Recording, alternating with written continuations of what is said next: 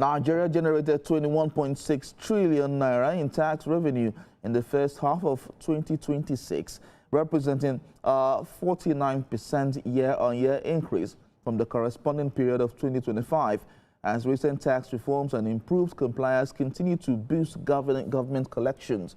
According to a report by CSL stockbrokers, the strong performance extends Nigeria's recent revenue growth trajectory, with total tax collections increasing from 12.3 trillion naira in 2023 to 21 trillion naira in 2024 and 28.3 trillion naira in 2025.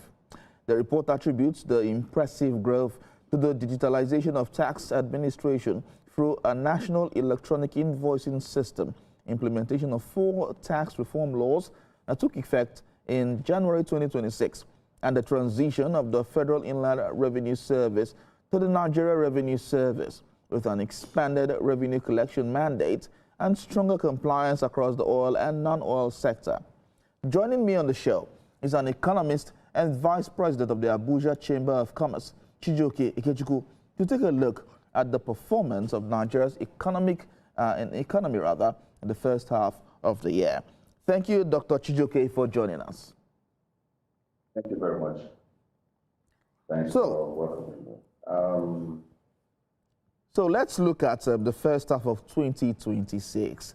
Would you say Nigeria's economy has genuinely turned the corner, or are we merely seeing statistical improvements that have not translated into better living standards? Okay, so to be able to dimension the growth pattern of Nigeria, we need to look at economically. We need to look at the fiscal policy. We have to look at the monetary policy and, of course, trade and investment. We just have to continue to measure how well we've done. How well we've done and we have performed over this period of time, January to date. We have seen a lot of reforms that happened at the fiscal policy, a lot of tax reforms that we're still trying to understand. But of course, the benefits of these reforms are already there, where we can see, just like you mentioned, the revenue base of the country increasing by the day. You know, these are the outcomes of the reforms that we're expecting, and the outcomes are already beginning to show good results. We have also seen at the monetary policy end the fact that a lot of reforms are beginning to yield results. We have seen some level of stability in the FX market. We have also seen an improvement in the FX rate, and so business people can plan with the kind of stability they have seen in FX. And we have also seen that people can have access to foreign currency locally, and if they travel, they can use their local cards to be able to access funds outside the country. These are some of the benefits of the reforms that we have seen. And knowing that we've been able to take care of a lot of our liabilities, a lot of our obligations that were a major clog in the wheel of the progress of the country. And today, our credibility is gradually increasing. These are positive signs. And of course, at the trade and investment end, you know that Nigeria is been having a very favorable balance of trade, which is as a result of more exports we're doing today, and as a result of a lot of remittances we've been getting from outside. So in terms of these measures of growth and improvement, we are doing well. So it is how these growths, and of course, you know that at the World Economic Outlook that was said by the World Bank, the projection of 4.1% growth has been retained for 2026, and of course about 4.3 for 2027. That shows a very good indication that we are growing. So having said this, the question now is whether Nigerians have started experiencing these impacts of the growth that we're having and the reforms we have started with and the outcomes of these reforms? The answer is still not, is still far-fetched, actually. So those are the things we need to start working on now that we are increasing in revenue, that the reforms are working. We need to work on how the social welfare of Nigerians will play out. Social welfare I'm talking about is not having to give loans, students loans, and distribute money into accounts. No, we're talking about having to provide infrastructure, provide good education, good hospitals, and of course those things that can make the quality of life better and reduce the cost of living. We have to do everything to reduce inflation rates.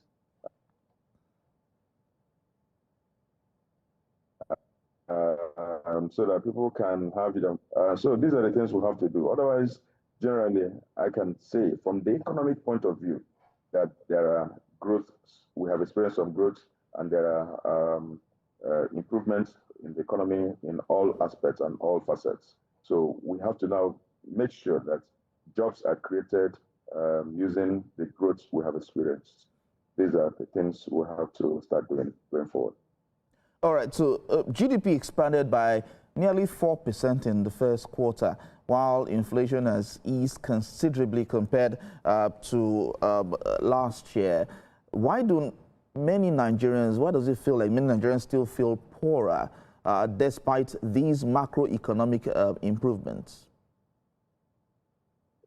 We have still not achieved the level of inflation rate that will make Nigerians to make them have good disposable income in their pocket, to make the quality of life better. The reason for that is the fact that people are still buying things for very high rates. Exchange rate is still very high. Of course, at 1,300 and something is still very high compared to exchange rates all over the world.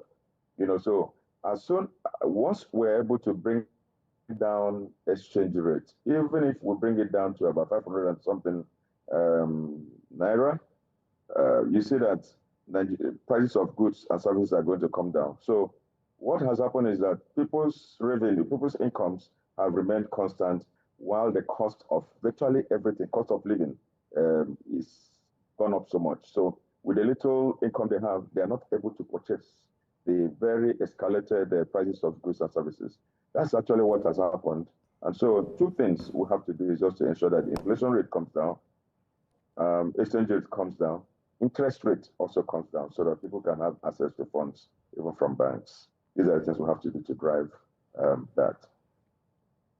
All right, so before we continue this discussion now, I'd like to announce that we will be leaving some of our platforms to join the live broadcast of in the Abia State, where the government is launching the distribution of farm inputs to 17,000 farmers.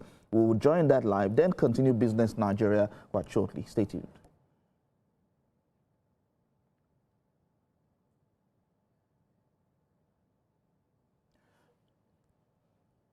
All right, Dr. Ikechukwu, we're still together. So the non-oil sector right now continues to contribute over 96% of the GDP of the economy. What does this suggest about Nigeria? Are we finally reducing our dependence on oil? I wouldn't say we have finally removed or reduced our dependence on oil, because when you also look at it, you see that while the non-oil sector is contributing about 90% of the GDP, they are contributing almost just maybe about 20% or 25% of the revenue base, the revenue base of the country. In other words, the non-oil sector is contributing so much to GDP, but not contributing enough to revenue. So what it tells you is that we need to adjust the income side of non-oil sector to be able to generate more. And of course, we have many sectors that can actually generate, that are non-oil, that can actually generate revenue for government. One of them is the solid mineral sector, where we have not had enough control of. We need to have full control. The same way we have control of the oil and gas, we need to have full control of the solid mineral so that we can be sure of all the revenues coming from there, coming to the coffers and treasury of government. While we do that, you see that the non-oil sector is going to be producing a lot of revenue for government and for the country.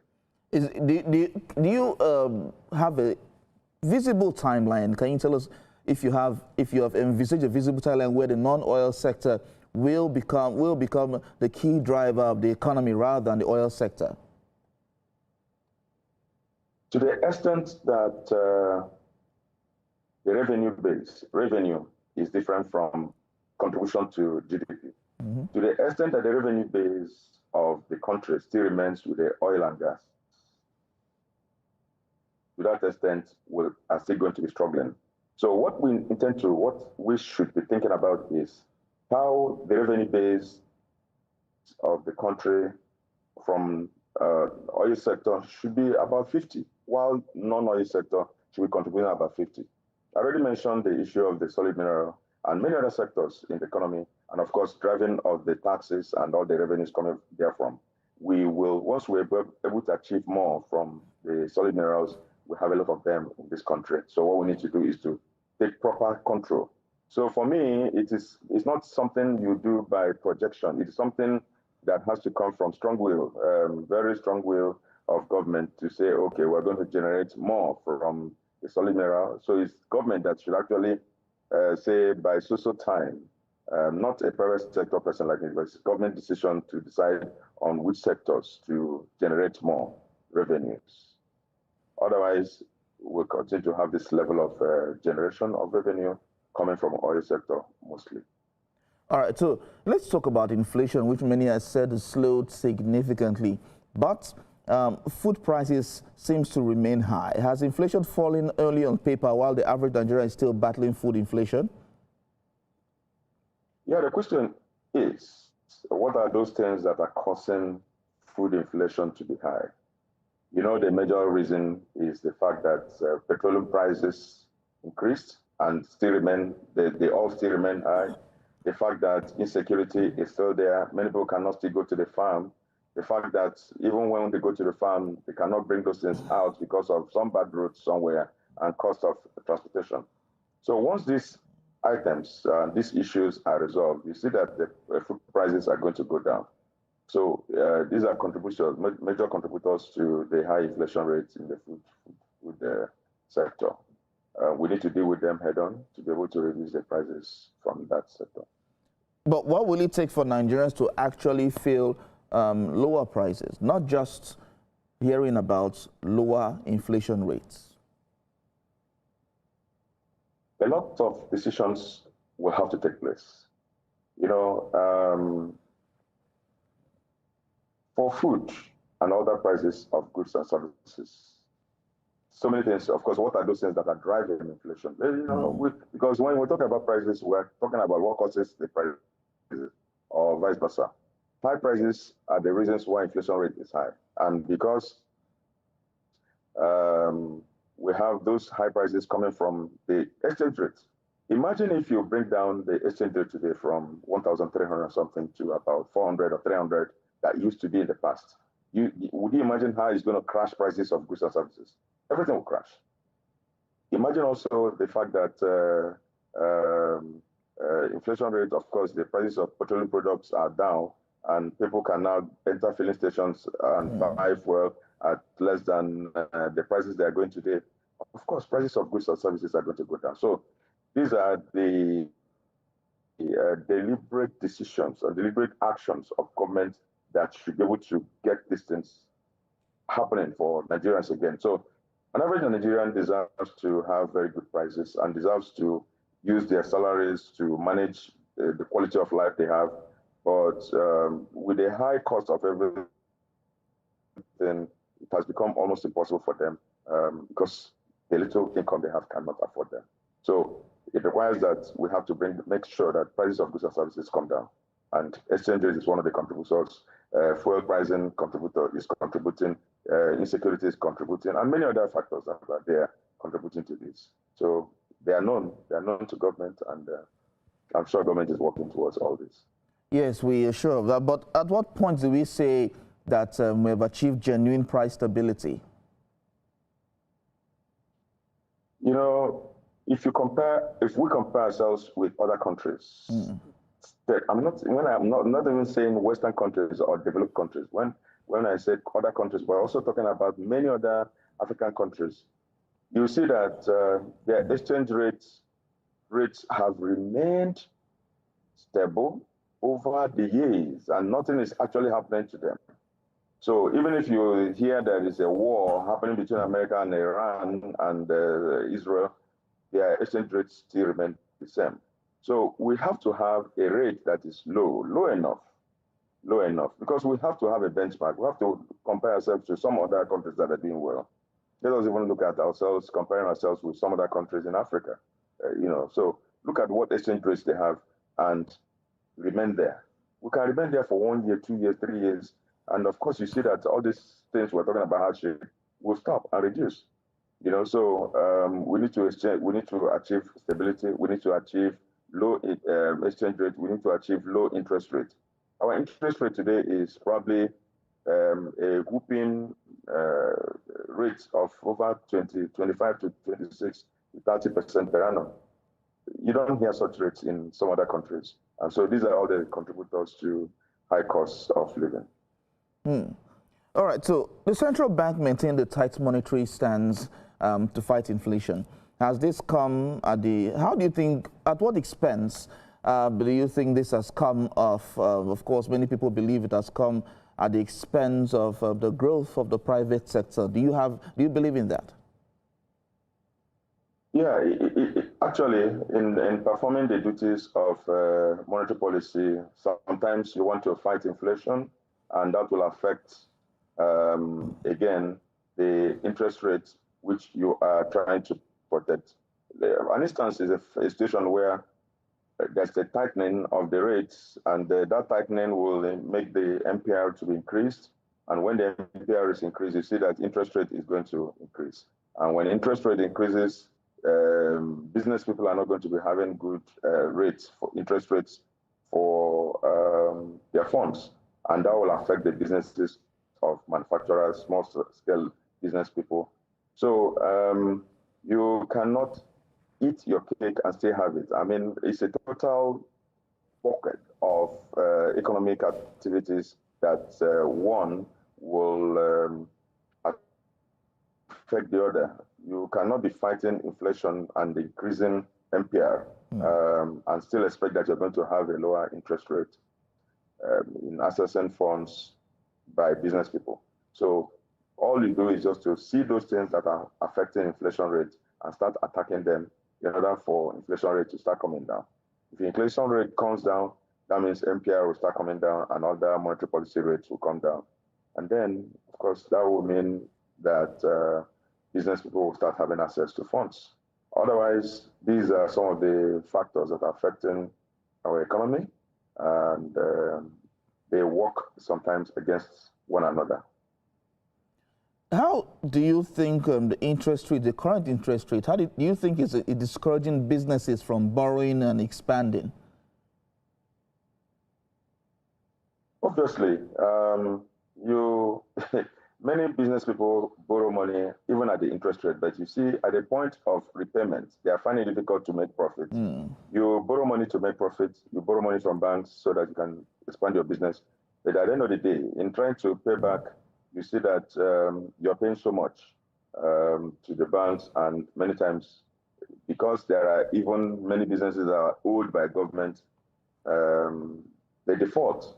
And so it's been so difficult for people to access funds. And even when you access such funds, you are not going to be making profits for even accessing such funds. So our interest rates should, as a matter of necessity, be a single digit. That way, people can access funds and still make profits out of what they're using the funds for. People can borrow monies and funds and do their businesses and still exist in business. Many businesses are closing down because of high cost of borrowing, because the essence of money, funds. The essence of borrowing money is to do business, and that is why the banks are there. But the rate is so high, and that is affecting business, obviously. All right, Chijoke Ekechukwu, Vice President of the Abuja Chamber of Commerce, thank you very much for giving us your insights on the burning issues affecting the economy. Thank you. Thank you very much. It's my pleasure. All right.